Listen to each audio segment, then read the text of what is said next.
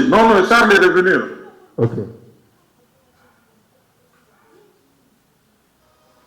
Voilà, on va lui redonner la parole. Je vais le dire. Allez, voilà, c'est bon.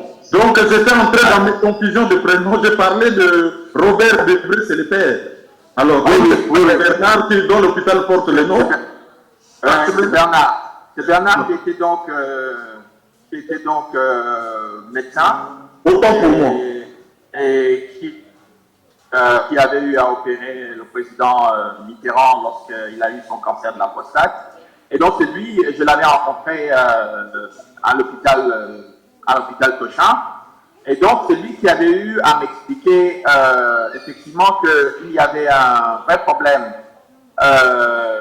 au Congo, c'est-à-dire que une partie de la communauté Tutsi de la région, c'est-à-dire que les Tutsis du Rwanda et de l'Ouganda et du Burundi envisageaient de créer un empire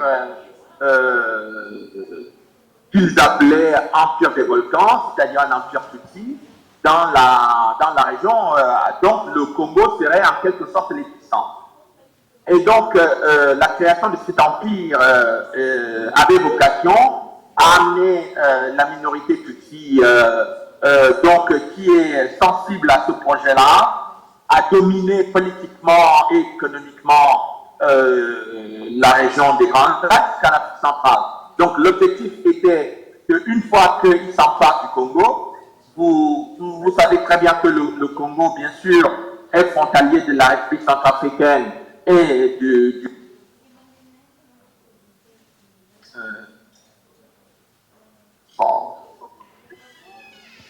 Oui, est frontalier de la République centrafricaine. Frontalier de la République centrafricaine et du Congo-Brazzaville.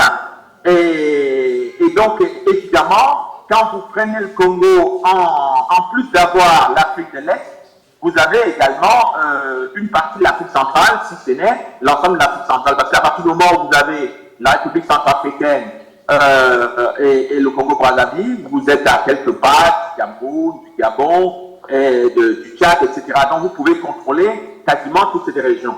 Et donc, je vous parle là de discussions qui datent des années de 98, 99, mais moi je n'avais pas pris ça au sérieux, je n'avais pas pris du tout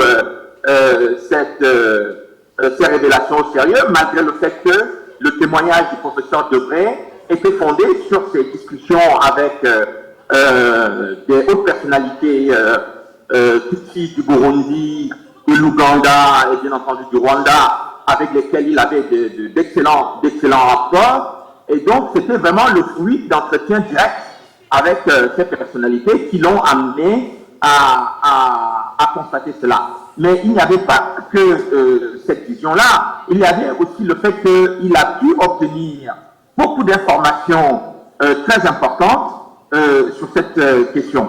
Mais moi, j'ai un peu négligé ça parce que je trouvais que c'était impossible, c'était quelque chose de totalement absurde qu'une minorité veuille dominer politiquement, économiquement plusieurs pays en même temps. Et j'ai continué à faire mes recherches, mais très rapidement, le professeur Debré a publié son livre, qui effectivement parlait de l'Empire Tutsi. Mais avant la publication, après la publication plutôt du livre du professeur Debré, je me suis retrouvé avec des informations très importantes, c'est-à-dire j'avais eu accès aux archives de l'Élysée sous François Mitterrand, quand je faisais mes enquêtes et mes recherches dans la région. Et je découvre donc dans les archives de l'Élysée un document confidentiel qui fait état de ce projet d'empire Tutsi, qui était l'objet d'une déclaration du chef d'état-major particulier du président François Mitterrand le général Teno. Et c'est à la suite de cela que je me suis rendu compte que cette situation pourrait être sérieuse. Mais j'ai eu accès encore à d'autres documents, notamment le rapport qui a été fait par les États-Unis en 1994, novembre 1994, donc c'était le rapport de l'ambassade des États-Unis à Kigali, qui également a fait état de ce projet d'empire Tutsi. Alors, j'ai compris que, je vous passe les témoignages auxquels j'ai pu accéder, parce que j'ai eu des Ougandais qui m'ont confirmé cela, j'ai eu évidemment des Américains qui m'ont confirmé cela, il y a plusieurs personnes qui m'ont confirmé cela, mais je ne voulais pas accorder beaucoup d'importance aux témoignages. Quand j'ai pu accéder aux documents, c'est là que j'ai compris que le projet non seulement était sérieux, mais ce qui est troublant, c'est la coïncidence entre ce qui m'avait été dit par le professeur Debré et bien entendu d'autres personnalités avec ce qui se passait sur le terrain. Les Congolais sont obligés de constater, par exemple aujourd'hui, que les troupes de Kagame sont très présentes en République centrafricaine, mais également très présentes en République du Congo, Congo-Brazzaville. Donc, et le fils même de Museveni ne s'en est pas caché en parlant de ce projet. Donc, vous comprendrez que le fait pour moi de publier ce livre était aussi une volonté de mettre en lumière une série de choses qui avaient été cachées aux Congolais jusque-là, pour que les Congolais sachent en quelque sorte à quelle sauce ils vont être mangés par tous ceux qui ont à la fois envahi leur pays, investi les institutions de la République démocratique du Congo à tous les niveaux, mais également ceux qui ont envie de contrôler évidemment leur pays, le pouvoir à Kinshasa et dans les pays voisins. Et avant de passer la parole à la salle, vous parlez de la sauce dans laquelle seront mangés les Congolais. Vous-même, on se prépare à vous bouffer à une certaine sauce. Il y a des procès alors, il y a même un procès en vue. La Fédération des Nations des droits de l'homme vous reproche certaines choses. Peut-on en savoir deux, trois petites choses? Parce que lutter pour le Congo, c'est pas évident. Hein. On toujours des coups. Non, pas du tout. Et d'ailleurs, il y a des gens, moi j'ai entendu des gens dire que, bon, M. Nana, il voulait vendre son livre, etc. Mais vous vous doutez bien que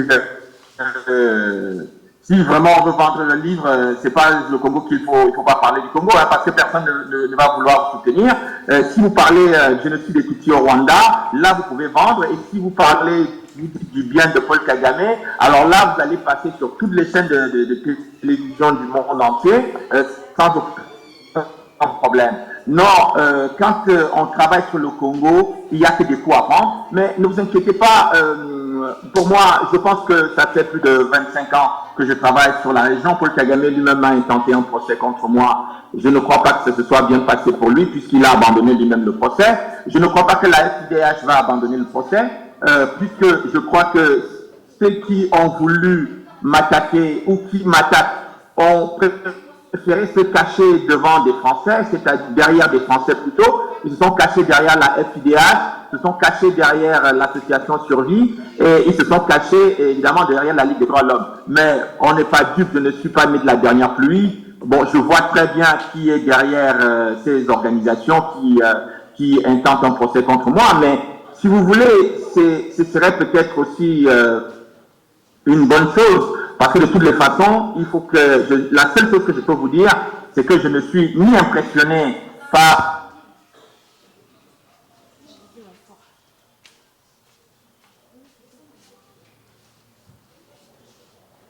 Et puis on y revient. Charles, à vous le micro. Bon, alors, je vous remercie pour ces questions et ces observations. Je dirais,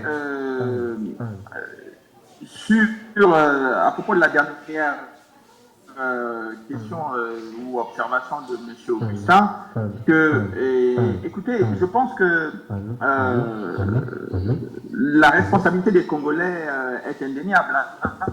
Je n'ai pas l'habitude de beaucoup me mêler de la politique intérieure congolaise parce que ça tourne toujours dans les polémiques, mais c'est pas propre au Congo. Hein. Toute l'Afrique centrale est comme ça. Quand vous abordez une question, les gens ont toujours tendance à aller dans les polémiques, mais pas à regarder ce qui est le fond du problème.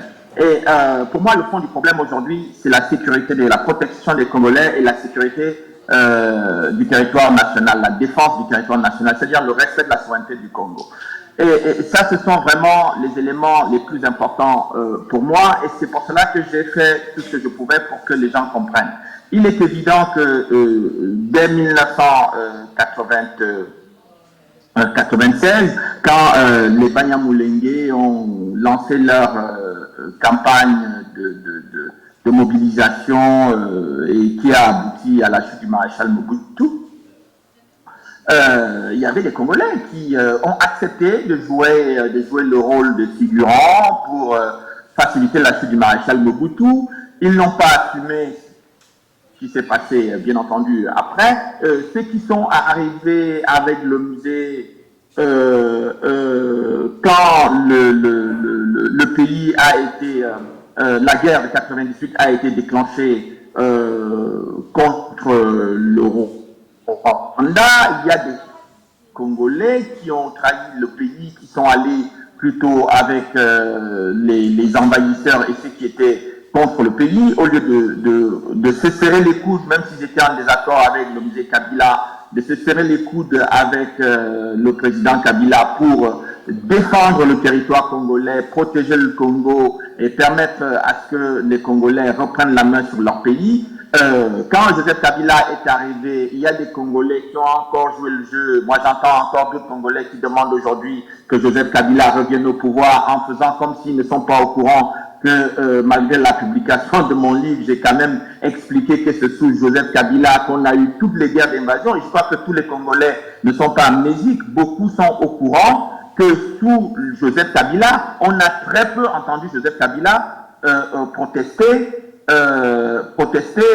contre l'invasion du Congo et donc par les troupes rwandaises. C'est à croire qu'au moment où Joseph Kabila était au pouvoir, eh bien, la question de l'invasion rwandaise ne le préoccupait pas. Donc, il y a beaucoup de Congolais qui ont oublié un peu cela. Mais il va falloir aujourd'hui, évidemment, je pense que le livre est aussi venu aider les Congolais à faire un débat entre eux sur leur attitude, leur propre comportement vis-à-vis à la fois des invasions rwandaises et de la situation actuelle qui prévaut dans le pays, parce que ça ne s'est pas arrêté. Les Rwandais sont toujours déterminés à s'emparer du pays. Et ce qui m'amène à répondre à la question d'Anissé, oui, le projet de la réalisation de l'Empire, mais il va se réaliser si les gens ne se réveillent pas au Congo. Vous savez, moi, je ne compte pas sur le Congo. Enfin, quand je dis ce n'est pas moi en tant qu'individu. Je pense tout simplement qu'il y a très peu de gens sérieux et qui pensent que le Congo-Brazzaville sera capable de faire face à Kagame ou la République centrafricaine. Mais les seuls qui sont en capacité, à la fois sur le plan humain, sur le plan militaire et sur le plan intellectuel, de faire très sérieusement au Rwanda, c'est la République démocratique du Congo. Et on est stupéfait de constater que les Congolais n'ont pas confiance. Quand je dis les Congolais, c'est ceux qui sont aux affaires, ceux qui ont le contrôle du pays. Ils n'ont pas suffisamment confiance en eux pour se dire que, bon, écoutez, on a cherché à négocier avec ces gens, ils n'ont pas envie de négocier ou de trouver une solution de paix avec notre pays. Eh bien, bon, on va leur montrer quand même que nous sommes quand même à peu près 100 millions d'habitants et qu'on ne va pas venir marcher sur 100 millions d'habitants comme si on entre dans un moulin et on fait ce qu'on veut. Donc c'est ça la préoccupation qui est aujourd'hui la mienne et je pense celle de beaucoup de Congolais, c'est de se dire qu'il n'est pas normal qu'un grand pays comme le Congo, parce qu'on est quand même nombreux à savoir que le Congo, non seulement par sa taille, par ses capacités et par son histoire, n'est pas un pays dans lequel on doit quand même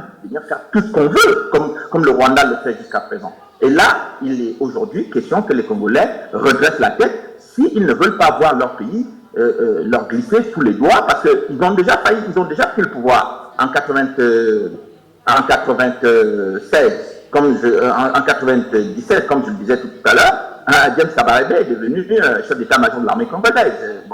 Bon, j'ai dû dire Laurent Kunda en passant, parce qu'évidemment, je parle de Laurent Kunda pendant un moment, mais c'est James Kabarebe qui est devenu chef d'état-major. Il n'y a jamais eu un Congolais qui est devenu chef d'état-major dans l'armée rwandaise. Mais s'ils peuvent se permettre de faire ça, si des gens comme Azarias Rouberois peuvent se permettre d'être responsables de la sécurité, vice-président de la République, et que jusqu'à présent, depuis la sortie du livre, il n'y a pas de débat sur ça. J'ai quand même apporté des informations très importantes le concernant, mais les Congolais ont peur manifestement d'aborder ces questions-là, je ne sais pas pourquoi, mais je pense que ça dépend de la souveraineté de l'État congolais, ça dépend de l'intégrité du Congo, et il faut que les gens se battent pour ce pays-là. Il y a des Congolais qui sont morts dans les années 60 pour ce pays, il faut que les Congolais d'aujourd'hui soient conscients que ces gens-là ne sont pas morts pour rien, ils ont besoin aujourd'hui que leur mémoire soit honorée, qu'on défende le Congo, comme ils l'ont fait dans les années 60 pour avoir l'indépendance. Alors, Thierry, nous sommes de retour à un moment donné après. On va reprendre encore 3 personnes à Kinshasa. C'est pas la presse, on va passer la parole à Madame Myriel Sambou. Elle va prendre place ici. Je suis là pour qu'on puisse la voir.